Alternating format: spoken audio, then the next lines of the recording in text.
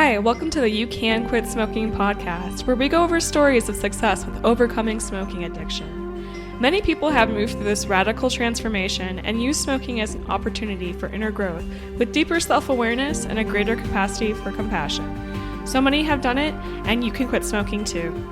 I'm your host, Jessie Hartnett, founder of Honor Your Heart. Hi everyone, I'm here with Mercedes. Mercedes, please introduce yourself. I'm Mercedes. I'm a spiritual coach to an extent, and I help people who are suffering from burnout or just really struggling to make space for themselves. And that's what I really like to work on when I talk about my smoking journey or my not smoking journey now. You can just jump right in and tell us where you started and what smoking was like for you. I started smoking when I was 13, roughly 30 years ago now, basically. I always joke with people that are younger than me that when I was that age, you could go into a shop in your school uniform and buy cigarettes. They wouldn't turn you away. They would just sell you cigarettes. Whereas now, I don't know if it's like in other parts of the world, but in the UK, you have to be 18 to buy cigarettes. You have to have ID and it's really, really difficult to get them. But when I was a kid, it was just easy to come buy them. I mean, they were in machines. You could just go up to a machine and buy them as well. And smoking became a sociable thing. So I started off initially doing it just with friends. I wasn't smoking all the time because obviously I wasn't smoking at home. And then I went to university. I was still socially smoking, but obviously I was being a lot more sociable and I didn't have parents around to kind of watch over me and sort of be there as a buffer to smoking. So I just ended up smoking all of the time. As I got older, it became my way to have a break. When I was a student, I was working in a restaurant. The only way you could get a break from serving tables was to go outside and have a cigarette. When I left university, I started working in an office. I didn't know how to take a break other than, well, I'm going to go for a cigarette now. And so it became my place where I could actually rest and recharge, which is interesting because that's kind of what I work on with people. And I've suffered with burnout because I don't rest and recharge. And so there's a kind of a link between not smoking and not giving myself that time. So the smoking was like an excuse to give myself that time that I didn't have if I didn't smoke. And I did try, like, there was a bit of me that wanted to give up smoking, and I tried a couple of times, but I didn't really want to give up. I was a smoker and I was happy being a smoker. And it was definitely very, very much part of my identity, who I was. It was like almost a definition of who I was. I was a smoker. So then if I fast forward a bit, because I actually gave up smoking, I think it's about 12 years ago now. But if I go forward to roughly 2012, and I was starting to do more yoga and I started to do more meditation and more breathing practice. As that got more and more and more, I got to 2013. I will say this, at the Christmas on 2012, I remember saying to a family member that I was never going to give up smoking. And I gave up in April of 2013. So something switched in my brain like that, and I went from being a smoker to being a non-smoker. I would say a lot of it came down to the lifestyle I was living. So I was doing a lot of yoga, I was eating really healthily, I was really caring about myself, and I just looked at smoking and I thought, this doesn't fit with the person that I'm becoming, and I decided to quit. I know a lot of people use replacements and different things, tools to help them give up. I didn't actually do any of that. I read a book by a guy called Patrick Holford, and it's called How to Quit Without Feeling Shit. It gives you lots of advice about your diet and your behaviors, but also supplementation. So I was taking very high doses of vitamin B3 or niacin and vitamin C, and I was sitting in the sauna every day to flush basically all the toxins out of my body. And I was doing that at the same time as cutting down my smoking. So first of all, I started by restricting where I smoked. So I only smoked outside, which now in 2025, you think, well, everybody smokes outside. In 2013, everybody smoked in their houses if they smoked. At that point, I was like, if I would get up in the morning or before I went to bed, I would have a cigarette in bed before I went to bed. Honestly, I find that really gross now, but at the time, it was really normal. So I restricted just smoking outside. I got really almost pedantic about it. So I had a certain amount of time between each cigarette, and I would extend that by 5 minutes every day so that I was smoking less and less and less. And then I cut it down to half a cigarette. And then I was on this borderline. I was actually only smoking about 3 cigarettes a day, but I was getting just enough nicotine into my body to really feel the withdrawal before the next time I could smoke. And so it was like, I had a decision then, do I just carry on smoking or do I just stop? So I thought, this is the point, I'm just stopping now. And I stopped, and that was it. And I know a lot of people have really bad withdrawal symptoms sometimes, but because I'd been cutting down and I'd been taking all the supplementation, I probably had one day where I felt a bit rough, but not really, really bad. And then I was fine. I didn't have any other symptoms. The funny thing is, I really feel that my identity became became as a non-smoker. So where smoking was part of my identity before, I switched into I'm now not a smoker. And since then, I think in the first 6 months of giving up, I had on maybe 2 occasions, I had a puff of a cigarette and I was just like, no, I don't like it, and put it out. But since then, so since October 2013, I haven't touched cigarettes at all. I don't generally get cravings anymore. I would say for the first 2 years, I didn't really have cravings until I got stuck in traffic. And this was like 2 years after I'd quit smoking and I got stuck in traffic and I was like, oh, fancy a cigarette now. And I was like, I didn't really fancy one, but something habitual just overrode what was going on. When I was stuck in traffic, I smoke and I didn't have that. So that was a shock because I really thought I was totally over it. And it kind of came flooding back 2 years later. But 12 years on now, I don't think about smoking anymore. I wouldn't even consider having a cigarette. I don't like smoking. I'm kind of become one of those non-smokers that really doesn't like being around smoking. So yeah, it's been quite an interesting journey. One of the things I would say that came up for me after I quit smoking, because I was doing all the yoga and I was reading lots of books about stuff. And I read a book about breathing and the breath. In the book, it was talking about how when you have a lot of grief, you hold it down in your lungs. And that when you smoke, because smoking basically acts as a thing to shove the grief down so we don't have to feel it. So it's stuffing things down. And when you learn to breathe properly, then you no longer have the need, because you release those emotions that have been pushed down. So you no longer have the need to smoke. And I always thought that was quite interesting because I gave up smoking about a year after I'd been doing really intense yoga practice and I'd really developed the ability to breathe properly. I'd had emotional releases on the yoga mat and it was like I'd released so much stuff that my body just no longer had any need for cigarettes. And so I just was able to stop. It's a really interesting thing to think about, that when we're smoking, it's not because we like smoking, because actually most people that smoke don't really like smoking in the sense that it smells not that nice. Your fingers get all stained and yucky and you're continually stuck with this need to have a cigarette. You want to go on holiday and you get stuck in an airport and you can't have a cigarette, and you want to do this and then you can't have a cigarette, and it's this constant stress of wanting to have one and living in that high stress kind of emotions. So you don't really want to do it, but you need to do it. And sometimes I think it's because we're holding on to all these emotions and that's making us have this need for cigarettes, when actually when we learn to release stuff, we no longer have the need, and so the addiction's not there anymore. That's a really interesting take. I've never heard that before, but that resonates with me big time, especially when you're talking about the release with yoga. I hardly believe that a bulk of a smoking addiction is emotionally driven. I just love that you found a practice to release that emotional stagnancy, because it's very difficult to access sometimes when we're so used to numbing, like you said, shoving down. That can be really, really hard. So did you struggle a lot emotionally as you were quitting, or was it a little bit easier for you since you were easing your way out of it slowly over time?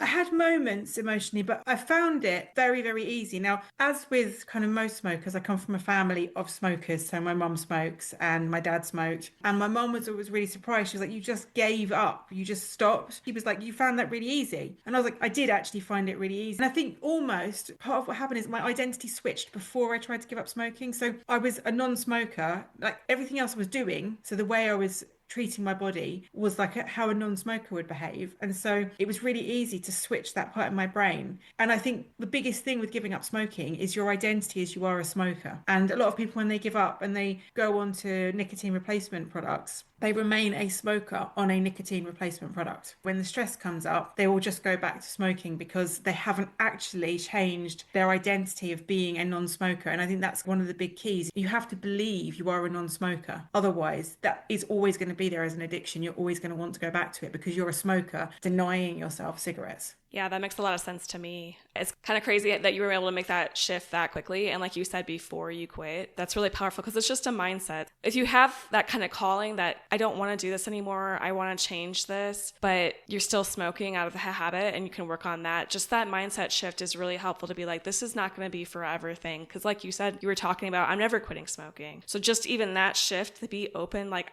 I'm going to do this. I don't know how I'm going to do this, but I'm starting this path and I've made this choice that I'm going to go this direction is powerful. It's a game changer once you acknowledge that you're going to start out that way. So, and I think it's really neat that you had developed the tools for self-care, because that's something I struggled with myself is I had no idea how to take care of myself. I mean, I didn't even know how to cook. I didn't know anything. So that was the start for me too, was learning how like, okay, this is a nutritious diet. Exercise is important. I just had nothing. So I think that was really helpful, and that took years for me. So I'm just really impressed that you were able to evolve with that so quickly. All that knowledge and that self-care really supported you with quitting smoking. Like you said, you didn't have that effect because, you made sure that you had your proper minerals and were feeling your best. And I think that smoking pulls so much of that from us, and it's not really talked about. It's just like, oh, cancer, but we don't talk about like, wow, it's really dehydrating and it makes it harder for us to absorb minerals. And it's like this compound effect. There's just so many things that you don't really know until you've quit smoking. And you're like, wow, I can breathe. Yeah, one of the things people don't know is that when you smoke, every cigarette you have, it depletes vitamin C from your body. You actually use vitamin C to smoke. So if you are a smoker, you absolutely have to supplement vitamin C because you won't be getting enough vitamin C to make you healthy. That kind of thing, they never talk about, vitamin C is used up by smoking, but it is. And so you're going to be less able to cope with stress because you haven't got the vitamin C in your body to cope with it. So you then need more cigarettes to cope with the stress. And so you're kind of stuck in this hamster wheel. And you're right, it is about choosing. I mean, sometimes I say to people, I don't really know how I gave up. I just woke up one day and thought I don't want to smoke anymore. And it was just like a thing that came through in my brain. And it's only with like hindsight looking back that I've kind of like, oh yeah, pulled it apart. This is why it happened. But if you're sitting and you genuinely want to give up smoke, my biggest thing would be, how can you see yourself as a non-smoker? It might mean starting to make a new circle of friends and a new way of living your life. Because if you're spending your whole life with smokers, because that's often what happens, you end up spending a lot of time around smokers, then it's going to be really, really hard to then start seeing yourself as a non-smoker if you're surrounded by lots of smoking and that kind of mindset of we're all going to smoke together. So it's about how you can create, not giving up those friends, but how you can create a new circle where there's time you can spend away from the smoking, and that can help you to create that new identity of who you actually are. Yeah, that's a really important piece. And I'm wondering, you said, I don't know how I did it, I just did it. Would you call that intuition? It was like I just woke up, gave up in the April, so I started in the February. So it took me like 6 to 8 weeks to give up because I tapered it off really gradually. But I started in the February and I just decided, just woke up and I thought, do you know what? I don't want to do this anymore. I don't want to be a smoker. I don't want to be doing this. I don't want to be doing all these really healthy things and smoking. It didn't fit for me. And so it was gradual progression down from smoking 20 cigarettes a day to smoking 3 to stopping. And that's why it took me time. I was aware that the kind of more cold turkey you go, the harder it is on your body and the less chance you have of success. So I did taper it down really, really gradually. So it made it much easier to give up because I wasn't putting that stress of like, I've got to give up today. It was like, I'm just going to cut down and cut down and cut down until I'm ready to stop. With changing your social situation, was that difficult, or to put up boundaries? I know you said you didn't like to be around the smoke and, with your family smoking, like how do you handle that? To be honest, what happened like naturally was part of it was I'd actually already got into circles of people who were non-smokers. So it wasn't like I went out and searched for it because I was doing all of the yoga and I was going to the gym a lot and I was eating healthily. Naturally, my friends weren't smokers. It was quite hard because I was living in the house with my mum at the time who was smoking. So it should have been harder, really. It should have been harder, but it didn't bother me that she was smoking. Now, to be honest, I don't really know that many people that smoke. Occasionally I'm around people that smoke, but a lot less people do it now than they used to as well. I can cope with being around it. I don't like the smell of it. Sometimes if I go to my mum's house and she's been smoking inside, I'm like, it smells awful. It's really not nice. You need to go back outside and smoke. But generally, it doesn't really factor in on my radar anymore. I'm just so much of a non-smoker that smoking is just something that other people do. Yeah, you said that you didn't even want it most of the time. You said that you had that craving. You don't have cravings anymore, because I was surprised too by a craving. Sometimes it's just weird. You'll have something so stressful or something so triggering that's just like, whoa, where did that come from? Like I didn't have cravings for years, and then I just had a random one when I had a really tough day. Just so many years of wiring that, just something like a little imprint was left, I guess. And I was like, wait, what am I thinking? No way. That's, I think, is an interesting one as well, because when you get those cravings years later, it's a craving, but it doesn't really have the same effect as a craving when you were smoking, because you get it and you think, yeah, I don't really want that craving. It's like when I was pregnant and I couldn't drink, and I don't really drink that much anyway, I might have the odd drink. I used to get cravings all the time for drinking beer. And I was like, I don't even drink beer. So it was like I didn't really need to go out and have a drink. But I think it's like the brain suddenly like clicked into something, oh, this is a good idea. But because it's not something you actually do anymore, it's really easy to go, well, no, I don't really want to do that. It's just something weird happening in my brain. That's nice to separate yourself from that too. That, we're not our thoughts. It's really more about actions and just that intentionality intentionality with what's best for us from our heart, that guidance from our intuition and from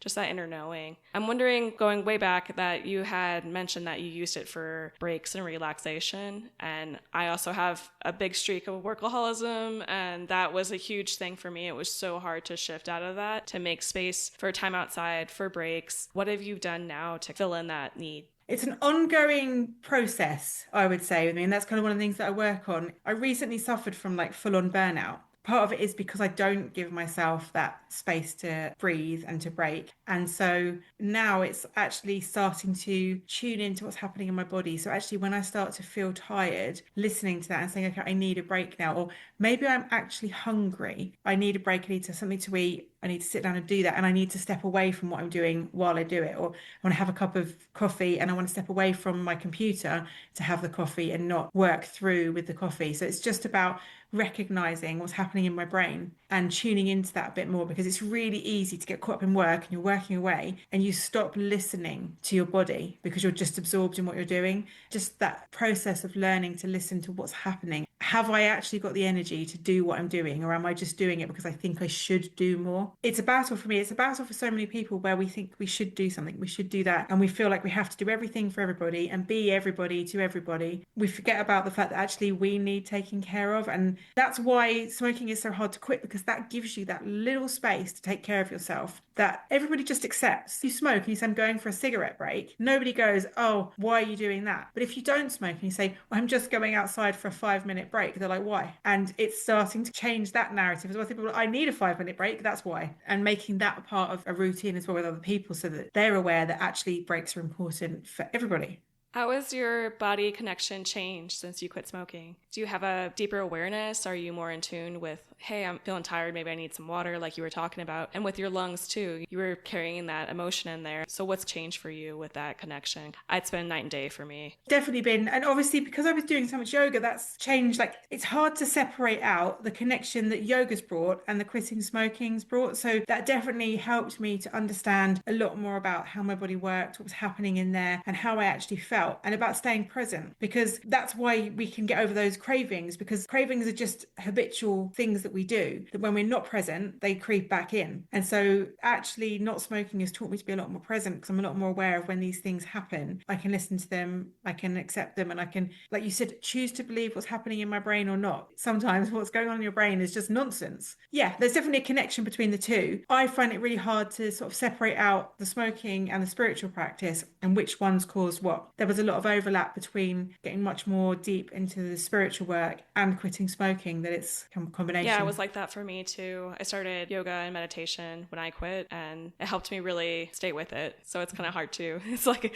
everything was together at the same time. So I understand that. And you've shared so much, and I really appreciate your story and your vulnerability here. And you've given a lot of practical tips too, or just even mindset, where to start. But do you have any final words for people that might be listening and thinking about quitting smoking? If you're thinking about quitting smoking and you want to actually do it, just know that you can, because so many people have. And I think sometimes it's really easy to get into your brain as, this is impossible, I can't do it. It's really hard. And actually to know that if you really want it, you can do it. And it's just about believing that you can do it. That's like a huge part of the battle, is you think you can't quit, and you can. That's why it's so important to hear that other people can do it. It starts to chip away. So thank you so much for sharing. How can our listeners get in touch with you and your work? You can either grab me on Facebook. My name's Mercedes Aspland, and I am the only one on Facebook, so I'm really easy to find. Or come and join me on School. I have a free group called The Sacred Pause, and this is where we learn to basically take that space for ourselves. I'm sharing a bit of my journey, what I'm doing, the things I'm implementing on a day-to-day basis, and we come together as a community and share what's going on for us. And I'd love to welcome you into that. It's a completely free community,